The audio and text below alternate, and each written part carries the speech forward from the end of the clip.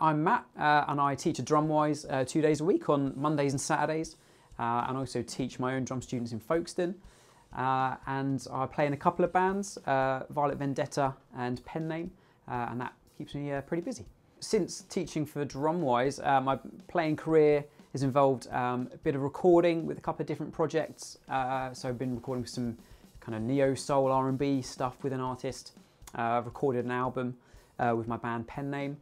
But most recently I've joined a band called Violet Vendetta, and we recently went out to Mexico to support The Cure. So the gig came about, I got a call from a friend of mine who's a producer and recording engineer at a studio who I've known for years, and he was working with the lead singer of the band.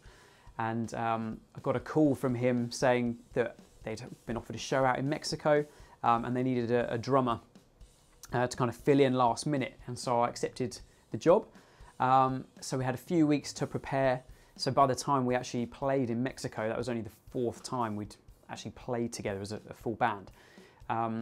So I kind of learnt all the songs generally by ear. I structured out the songs not in full notation, but just in charts, just to kind of try and learn the structures as quickly as I could. And I wanted to just make sure that I think I had about a week before our first rehearsals, and once I got all the songs through, I was able to practice them as much as I could and really make sure that I was able to get to rehearsal knowing all my parts. And yeah, just went from there really, and we had a few rehearsals, and then it was a couple of weeks later we were out in Mexico. So they flew us out there, about an 11-hour flight, which is fun, and then we just had a day off initially to spend time at the hotel. We stayed at the same hotel as The Cure, which is great, lovely place. Had a bit of time to see the place, and then the following day was show day, and we got to the stadium at about 10 o'clock in the morning. I think we left the hotel about 9. So by the time we got there, we went straight to the stage area just to make sure all the gear was there. We had a kit hired in for me, which was a really nice Sonar kit, and kind of made sure that was all good, set up everything that I was using. And then after that, we kind of had a bit of waiting around to do until kind of sound checks and stuff. And then by the time we sound checked and had finished that, we were only about half an hour away from actually playing the set.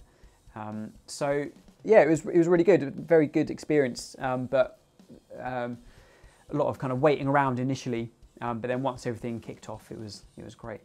When we got to the stage area, my kit was at the back of the stage, behind a big screen, and all the Cure stuff was set up at the front of the stage.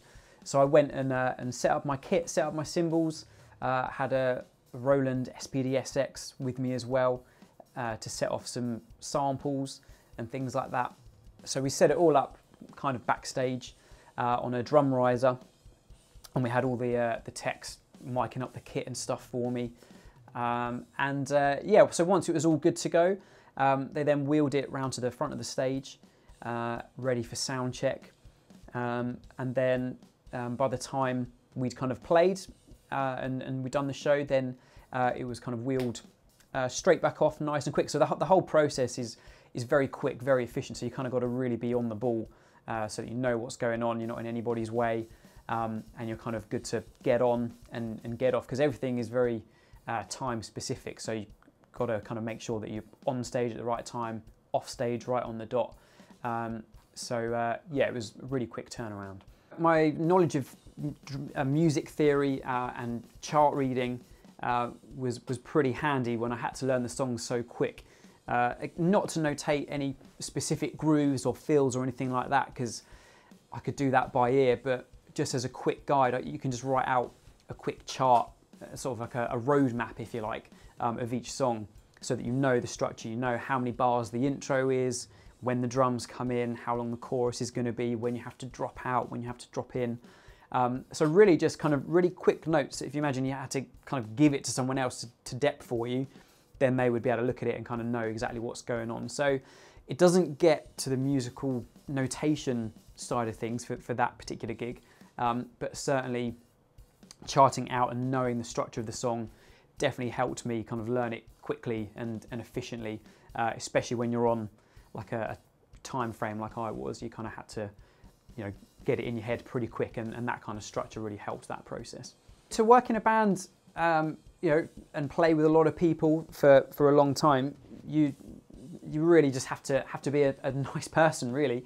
You have to be easy to get on with, because, you know, I've heard it said a lot by a lot of people, is that no one wants to go on tour with someone who causes problems, someone who causes drama, people who aren't reliable for different reasons, who run late or don't have the stuff that they need for the job, all that kind of thing. So I'd say certainly you need to be easy to get on with, you need to have your stuff, you need to know your stuff, and definitely be on time and punctual. It's a really big thing. No one wants to be waiting around for you.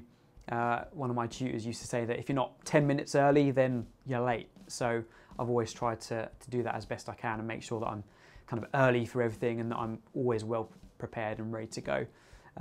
So yeah, those are the main things really. As you're working with people, you need to be a good people person and just have a really good attitude, positive attitude, and people will want you around for sure. If you can do the job and you're a nice person, it really goes a long way, more than you probably think, because there's better drummers than me in bands who have lost the job, and I've taken their place because they've had other issues and stuff that I've not had, so I've been able to bring to the table someone who's easy to work with, and it just makes everything much more efficient for their band as a whole. So yeah, definitely something to remember that. I think my biggest piece of advice for anyone who's wanting to do this kind of thing would be to play with other musicians, really. It's really good to kind of learn your favourite songs, play along to your favourite songs, but it's definitely better to play with people, because that's how you get the experience of working with other musicians, playing with other musicians. People will tell you, you know, oh, don't do this, don't that, you know, you're rushing this bit, or that feels too busy, or, you know, what's your timing and things like that, and a CD won't do that for you. So definitely to work with and play with other people is the most important thing, best way to learn. And probably wear ear protection. Too many people don't wear ear protection, only get one pair of ears, so take care of them.